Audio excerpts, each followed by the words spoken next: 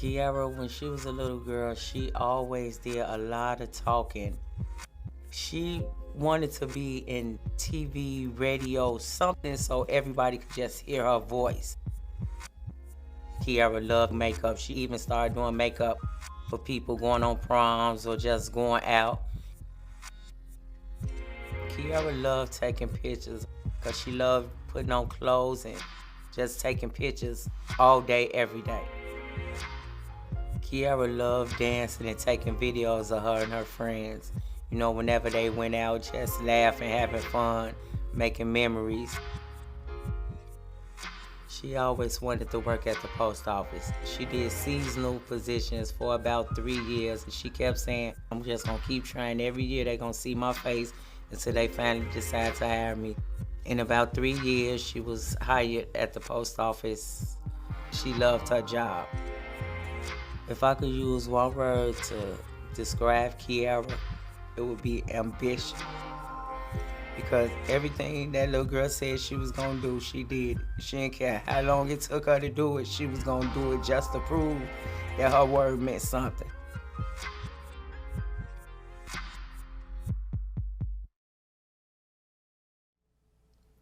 Kierra was 26 years old when she went missing on October the 2nd, 2018. On October 2nd, 2018, at approximately 10:43 p.m., Kierra Coles was seen on surveillance video making 2 ATM withdrawals at a business in the 8600 block of South Cottage Grove. Kierra, a postal worker who was 3 months pregnant, exited the business 3 minutes later. These are the last recorded images of Kierra.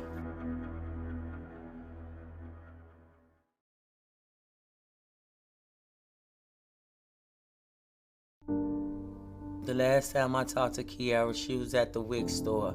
She was asking me what should she get, what type of milk, what type of fruits and she was just so excited to be pregnant. I can't never forget that day because that was the last day I talked to her and heard her voice and heard how happy she was to be pregnant. 2 days later, on October 4th, the Coles family filed a missing persons report for Kierra. While attempting to locate her, officers forced entry into Kierra's apartment, but she was nowhere to be found. Even when I had the police come and do a well-being check to see if my daughter was in her apartment okay, it was a wreck for me then. I couldn't even stand up there. As they was taking the screws out the door, I couldn't even stand up there. My heart was beating so fast, my hands were sweating. I thought I was gonna walk into something that I didn't want to see, to the point I had to go outside and catch my breath. And the boyfriend and her stepfather, they stayed up there with the police. Then when they came downstairs and told me she wasn't in there, it was like a big relief, like, okay, thank you, God. Then that's when I thought maybe she just went outside. She didn't want to be bothered. She'd just be home in the morning. Chicago police detectives and the United States Postal Inspection Service began a joint investigation. So after we made the police report, it just was days of searching and passing out flyers and praying.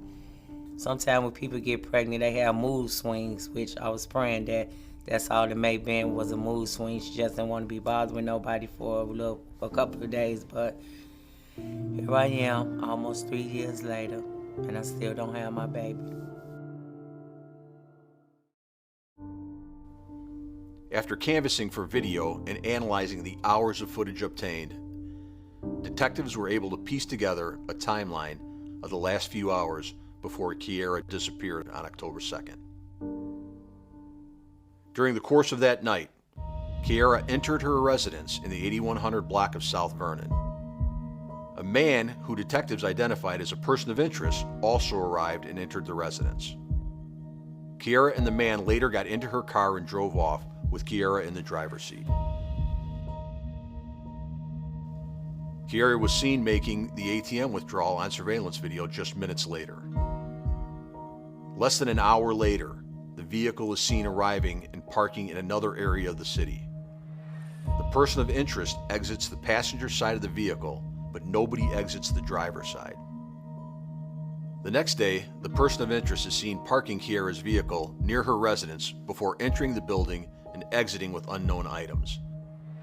He then drives away in his personal vehicle that was parked on the block overnight.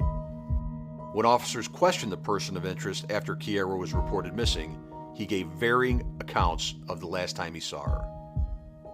Detectives cast a wide net for evidence that would lead to Kierra's whereabouts. Many of Kierra's family and friends were interviewed. Social media accounts were reviewed. A forensics test for blood evidence was conducted. Her personal computer, phone records, and financial records were all analyzed. The worst thing a parent can go through is not knowing whether their child is safe, warm, fed, being treated right. It's just heartbreaking. It's just an emotional wreck to wake up every day. Sometimes a song could remind me of her when her friends post them in her videos. You know, I'm just looking at her wishing it just was the day and I'll see her later. It just took a big mental toll on. For more than 3 years, Kierra's loved ones have had to live with many unanswered questions. We need your help to shed light on her disappearance. The Chicago Police Department is committed to finding out what happened to Kierra. We will not stop until we can bring her family answers. Kierra deserves this. Her family deserves this. Please call. I need help from anybody out there that may be watching this to help bring Kierra home. You know, her family and friends miss her. We all want her home safe. Anything you may know, whether you think it's nothing, it could be something. If you know something, please say something.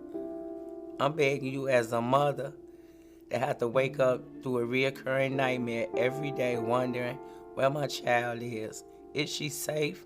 Is she hungry? Is she cold? Did she have her baby? Is he or she okay? We just want Kierra brought home safe. So if it's anybody out there with a heart and you could feel what I'm saying and you know something, can you please call in and give anything that you may know, even if you think it's nothing. It could be something. You could be the one that helped bring Kierra home.